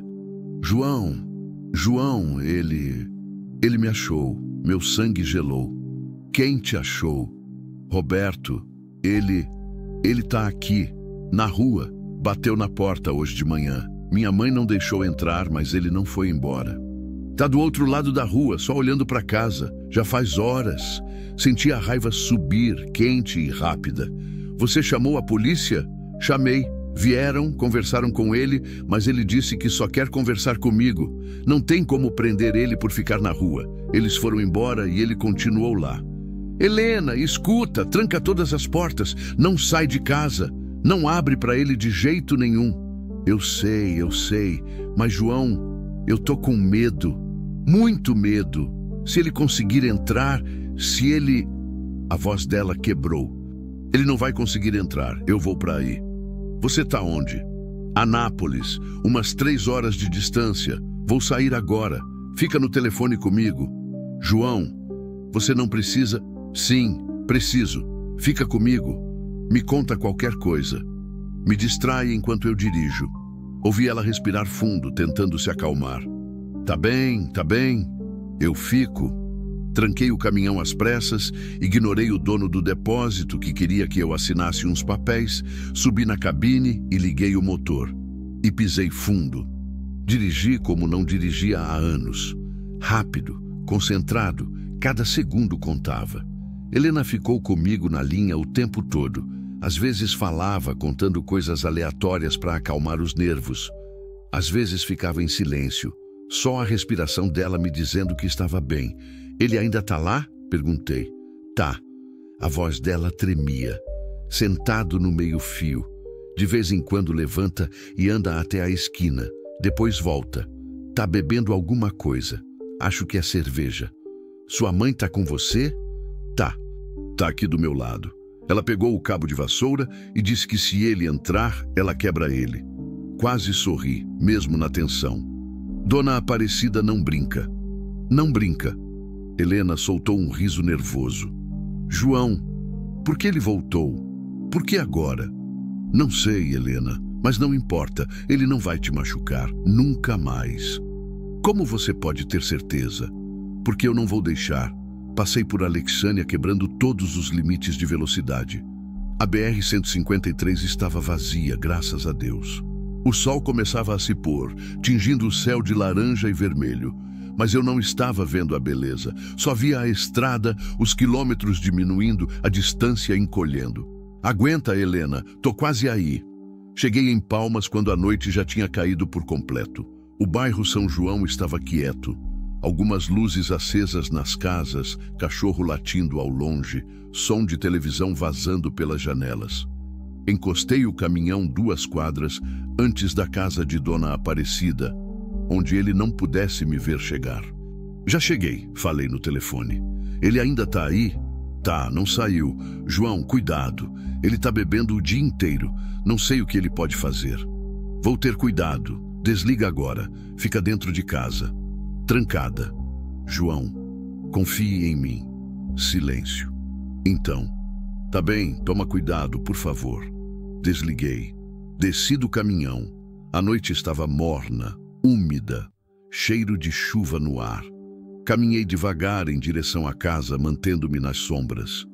Vi ele antes que ele me visse. Estava exatamente onde Helena tinha dito, sentado no meio-fio, do outro lado da rua da Casa Azul. Uma garrafa de cerveja na mão. Cabeça baixa. Mas de vez em quando erguia o rosto e olhava para casa, fixo, como animal esperando a presa sair da toca. Era um homem grande, ombros largos, barriga de cerveja, barba por fazer. Usava camiseta regata e bermuda. Tinha tatuagens nos braços. Não parecia perigoso à primeira vista. Parecia apenas um homem comum, cansado, bebendo sozinho na rua. Mas eu sabia o que ele tinha feito, e isso o tornava o pior tipo de perigoso. Me aproximei devagar. Ele não notou até eu estar a uns 5 metros. Roberto, disse, e ele ergueu a cabeça num susto. Levou uns 2 segundos para focar em mim na escuridão. Quem é você? A voz estava pastosa, arrastada. Sou a pessoa que encontrou sua esposa amarrada numa estaca. Lembra dela? Helena, a mulher grávida que você deixou para morrer? O rosto dele mudou. Confusão primeiro, depois reconhecimento, depois raiva. Você... Ele se levantou cambaleante. Você é o caminhoneiro. Sou. O que você está fazendo aqui? Podia te perguntar a mesma coisa. Vim buscar minha mulher. Ela é minha esposa. Tem que voltar comigo. Ela não é sua propriedade. E não vai voltar para lugar nenhum com você. Ele deu um passo na minha direção. Consegui sentir o cheiro de álcool. Você não manda nela. Não manda em mim. Não mando. Mas também não vou deixar você chegar perto dela. Vai me impedir? Ele riu. Um riso amargo, perigoso. Velho, eu te parto no meio. Pode tentar. Ficamos parados, nos encarando. O ar pesado entre a gente. Eu sabia que ele ia partir para cima. Vi nos olhos dele. Vi na forma como as mãos fechavam em punhos. E veio. Ele avançou, o punho vindo na minha direção. Desviei para o lado, usei o peso dele contra ele mesmo. Ele passou reto, desequilibrado, e caiu de joelhos no asfalto. Ele rosnou se levantando. Vai embora, Roberto. Vai embora e não volta. Eu não vou a lugar nenhum. Ela é minha mulher. Você perdeu esse direito quando amarrou ela numa estaca e foi embora. Ele investiu de novo, dessa vez mais devagar, mais calculado. Tentou me agarrar. Conseguiu pegar minha camisa. Puxou. Dei uma cabeçada no nariz dele. Ouvi o estalo. Ele gritou, soltando. Sangue começou a escorrer. Seu desgraçado! Ele partiu para cima com tudo. Conseguiu me acertar no estômago. O ar saiu dos meus pulmões. Cambaleei para trás. Ele veio de novo, mais rápido dessa vez. Me agarrou pelo pescoço. Senti a pressão forte, os dedos dele apertando. Vi pontos pretos começando a dançar na minha visão. Não assim, não agora. Levantei o joelho com tudo que tinha, acertei entre as pernas dele. Ele soltou. Caiu de lado, gemendo. Caí também, tossindo, puxando o ar. Ficamos os dois no chão, respirando pesado, doloridos. Por que você não vai embora? Ele ofegou. Ela não é nada sua. É minha amiga, respondi, a voz rouca. E amigos protegem um ao outro. Amigos? Ele riu entre a dor. Você mal conhece ela. Conheço o suficiente para saber que ela merece coisa melhor que você. Ele ficou quieto por um momento. Depois começou a chorar. Não era choro de dor. Era choro de algo quebrado lá dentro. Algo que talvez sempre esteve quebrado. Eu estraguei tudo, ele disse. Eu sei que estraguei, mas eu não sei como consertar. Não conserta. Sentei, ainda segurando o estômago dolorido. Você não conserta o que fez, você só deixa ela ir, deixa ela viver e tenta ser alguém melhor com a próxima pessoa. Não vai ter próxima pessoa. Ela era tudo. Então era para você ter tratado ela como tudo, mas não tratou. E agora acabou. Ele ficou ali, sentado no meio da rua, chorando. Patético, quebrado. Mas eu não sentia pena. Levantei devagar. Cada músculo reclamava. Vai embora, Roberto. E não volta. Se eu souber que você apareceu aqui de novo, eu não vou ser tão gentil. Ele me olhou, o rosto inchado, sangue ainda escorrendo do nariz. Você acha que é herói? É isso? Não. Só sou alguém que apareceu quando precisava. Virei as costas e caminhei em direção à casa de Dona Aparecida. Não olhei para trás. Fim do capítulo 7. Tentar novamente descer. Continue capítulo 8. Novo caminho. Bati na porta da Casa Azul. Ouvi passos apressados do outro lado. A voz de Dona Aparecida, tensa. Quem é? Sou eu, Dona Aparecida. João. A porta se abriu num instante. Dona Aparecida estava com o cabo de vassoura na mão, os olhos arregalados. Quando me viu, camisa rasgada, rosto suado, respirando com dificuldade, ela levou a mão à boca. Meu Deus, o que aconteceu? Tá tudo bem. Ele foi embora. Você tá machucado. Entra logo. Me puxou para dentro e trancou a porta atrás de mim. A sala estava com todas as luzes acesas. Helena estava sentada no sofá, o rosto pálido, as mãos tremendo. Quando me viu, se levantou de um salto. João! Veio até mim, os olhos percorrendo meu corpo em busca de ferimentos. Você tá bem? Ele te machucou? Tô bem. Só uns arranhões. Arranhões? Dona Aparecida apontou para o meu estômago. Olhei para baixo. A camisa estava manchada de sangue. Nem tinha percebido que um dos socos tinha aberto um corte. Isso não é arranhão. É superficial. Vem aqui. Ela me puxou para a cozinha. Senta. Obedeci. Não tinha energia para discutir. Dona Aparecida trouxe água oxigenada, algodão, esparadrapo. Helena se sentou na cadeira ao meu lado, segurando minha mão enquanto a mãe dela limpava o corte. Isso vai arder, Dona Aparecida avisou. Ardeu. Mas eu já estava acostumado com dor. Essa era só mais uma. Quando ela terminou de fazer o curativo, olhou para mim com aqueles olhos de mãe. Metade preocupação, metade admiração. Você enfrentou ele sozinho. Ele estava bêbado. Não foi lá essas coisas. Mesmo assim, ela apertou meu ombro. Obrigada. De novo. Sempre de novo. Não soube o que responder. Só assenti. Helena ainda segurava minha mão. Apertava com força, como se tivesse medo que eu fosse desaparecer se soltasse. Ele foi embora mesmo? Ela perguntou baixinho. Foi. Não vai voltar. Como você pode ter certeza? Porque ele sabe que se voltar, não vai ser só comigo que vai ter que lidar. Olhei para ela. Vamos na polícia amanhã. Você vai fazer um boletim de ocorrência. Vai pedir medida protetiva. E se ele chegar perto de você de novo, vai ser preso. Ela assentiu devagar, as lágrimas começando a descer. Eu pensei que ele ia me levar de volta, que ia me machucar, que ia machucar meu bebê. Não vai, nunca mais. Ela desabou no meu ombro, chorando. Abracei ela devagar, sentindo o corpo pequeno tremer contra o meu. Dona Aparecida se afastou discretamente, nos dando espaço. Ficamos ali por um tempo. Não sei quanto. Podiam ter sido 5 minutos ou 1 hora. Mas quando Helena finalmente se afastou, os olhos dela estavam diferentes. Menos medo, mais determinação. Você veio, ela disse. Eu liguei e você largou tudo e veio. Claro que vim. Por quê? A pergunta de sempre. Por que você se importa tanto comigo? E dessa vez eu tinha uma resposta. Porque quando Mariana estava morrendo, eu me senti o homem mais inútil do mundo. Não consegui salvá-la. Não consegui fazer nada além de segurar a mão dela e assistir ela ir embora. Minha voz ficou mais baixa. E desde então, eu só fugia.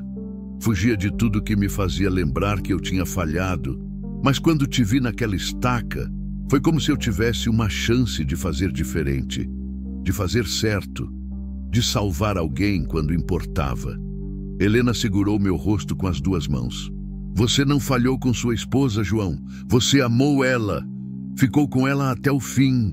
Isso não é falhar. Isso é amar. As palavras dela me acertaram como um soco, mas um soco que cura, não que machuca. Fechei os olhos. E pela primeira vez em 3 anos, deixei a culpa ir embora. Passei a noite na casa delas. Dona Aparecida insistiu.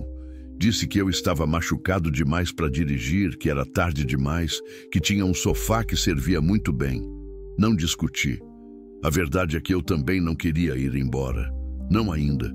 Queria ter certeza que Roberto não voltaria. Queria estar perto se precisassem de mim. Dormi mal.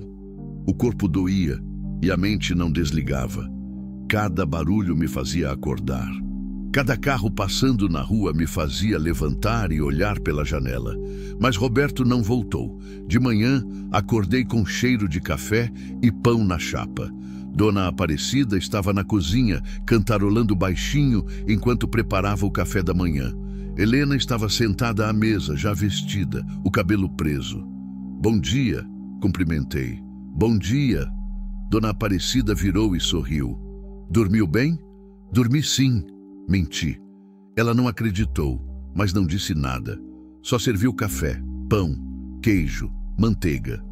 Comemos juntos, conversando sobre coisas pequenas, o tempo, os vizinhos, uma novela que Dona Aparecida estava assistindo. Era estranho, estranho e bom. Tinha esquecido como era tomar café da manhã com outras pessoas, como era normal. Depois do café, levei Helena na delegacia. A delegacia de Palmas era um prédio velho, paredes descascadas, ar-condicionado quebrado. Esperamos quase 2 horas até ser nossa vez. Quando finalmente fomos chamados, uma delegada nos atendeu. Mulher de uns 40 anos, cabelo curto, olhar cansado, mas atento. Helena contou tudo, do começo ao fim. O casamento, as agressões psicológicas, a gravidez, o abandono, a estaca, o retorno dele ontem. A delegada ouvia, anotava, fazia perguntas. Quando Helena terminou, a delegada se recostou na cadeira. Você tem sorte de estar viva, ela disse. E mais sorte ainda de ter encontrado alguém como ele. Apontou para mim. Eu sei, Helena respondeu. Vou registrar tudo, vou pedir a medida protetiva. Mas preciso que você entenda uma coisa. A delegada se inclinou para frente. Papel não protege ninguém. Se ele quiser te machucar de verdade, ele vai tentar. Medida protetiva só serve para a gente poder prender ele depois. Você precisa estar atenta, sempre. Helena assentiu, o rosto pálido. E se ele voltar? Perguntei. Liga imediatamente. Não tenta conversar, não abre a porta, não dá chance. Liga para a polícia e se tranca, entendido? Entendido, Helena disse. Saímos da delegacia com o protocolo na mão. A medida protetiva seria expedida em alguns dias. Por enquanto, era só esperar. Voltamos para a casa de Dona Aparecida por volta do meio-dia. O sol estava forte, o calor sufocante. Helena estava cansada. A tensão dos últimos 2 dias tinha cobrado seu preço. Vai descansar, mandei. E você, vai embora agora? Olhei para ela. Pequena, grávida, cansada, mas forte. Tão forte. Não. Vou ficar mais alguns dias, só para ter certeza. O sorriso que ela abriu valeu cada dor no meu corpo. Fiquei uma semana inteira. Uma semana dormindo no sofá da sala, acordando cedo com o cheiro de café de Dona Aparecida, ajudando com pequenos reparos na casa, consertar uma torneira que pingava, trocar uma telha quebrada, pintar a cerca da frente. Era estranho. Eu, que tinha passado 3 anos fugindo de qualquer coisa que parecesse rotina, agora estava vivendo a rotina de outra pessoa. E gostando. À noite, depois do jantar, sentávamos na varanda. Eu, Helena e Dona Aparecida. Conversávamos sobre tudo e nada. Às vezes eu contava histórias da estrada. Às vezes Helena falava sobre os planos para o bebê. Às vezes ficávamos só em silêncio vendo as estrelas. Foi numa dessas noites que Helena disse. Decidi o nome. É, Dona Aparecida se animou. Qual? Helena olhou para mim. Miguel. Vou chamar ele de Miguel. Senti o peito apertar. Por que Miguel? Porque foi um anjo que me salvou, ela disse, exatamente como tinha escrito na carta que imaginei que ela escreveria. E todo anjo tem nome. O seu é João, mas o anjo dele vai ser Miguel. Não consegui falar. Só assenti, a garganta apertada demais para palavras. Dona Aparecida enxugou os olhos com o avental. Nome bonito, ela disse. Nome forte. No 8º dia, Roberto apareceu de novo. Mas dessa vez foi diferente. Não ficou do outro lado da rua. Não tentou entrar. Só parou o carro na esquina e buzinou. Saí da casa. Ele estava dentro de um carro diferente, um Corsa velho, amassado. Quando me viu, não desceu. Só abriu a janela. Só vim deixar uma coisa, ele disse. Joguei um envelope pela janela. Caiu no chão. Antes que eu pudesse dizer qualquer coisa, ele acelerou e foi embora. Peguei o envelope. Dentro tinha documentos, papéis do divórcio, já assinados por ele, e uma carta. Curta, escrita à mão com letra torta. Helena, eu sei que não mereço seu perdão, Não vou pedir. Só quero que você saiba que eu estraguei a melhor coisa que já tive e vou carregar isso pro resto da vida. Cuida do nosso filho, ou do seu filho. Acho que agora ele é mais seu do que meu mesmo. Me desculpa, Roberto. Levei os papéis para dentro. Helena leu a carta 3 vezes. Depois, sem dizer nada, rasgou em pedaços pequenos e jogou no lixo. Acabou, ela disse. Agora acabou de verdade. E realmente tinha. No 10º dia, chegou a hora de ir embora. Dona Aparecida preparou um almoço especial. Frango com quiabo, arroz, feijão tropeiro, farofa. Comida mineira, ela disse, porque era o que sabia fazer de melhor. Comemos juntos, rindo, contando histórias como uma família. Porque era isso que éramos agora, família. Não de sangue, mas de escolha. Depois do almoço, arrumei minhas coisas. Não era muita coisa. Nunca era. Helena me acompanhou até o caminhão.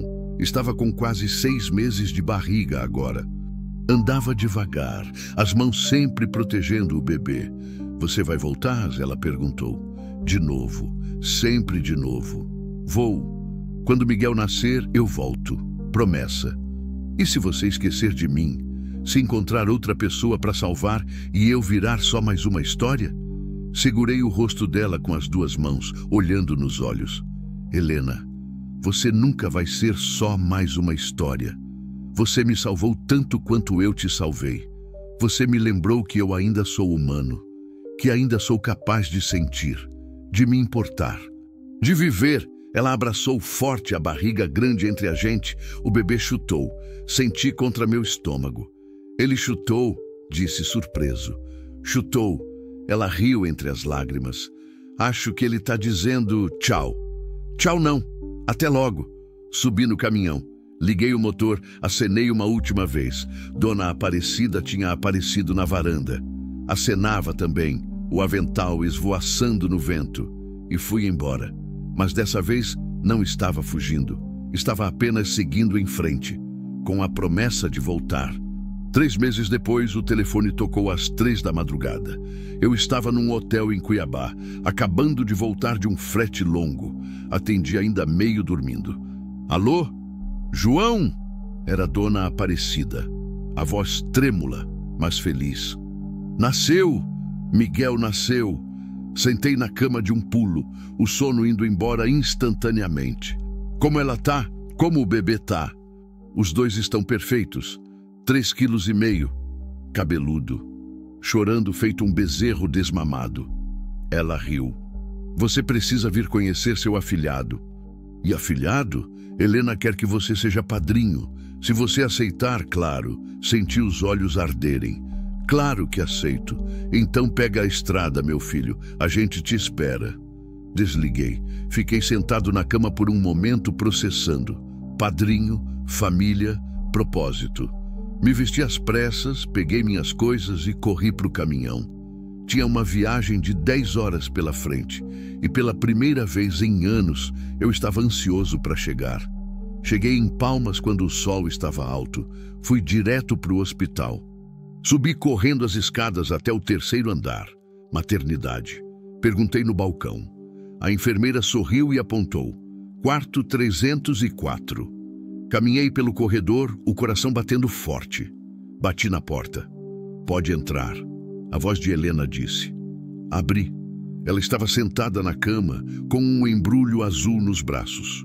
O rosto cansado, mas radiante. Dona Aparecida estava sentada numa cadeira ao lado, sorrindo. João, Helena disse. Vem conhecer o Miguel. Me aproximei devagar.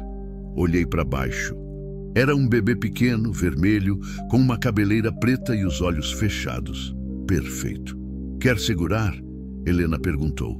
Eu nunca tinha segurado um bebê antes, mas estendi os braços. Ela colocou Miguel ali, com cuidado. Ele era leve, quente, vivo. Abriu os olhos por um segundo, olhou para mim, então voltou a dormir. E naquele momento, tudo fez sentido.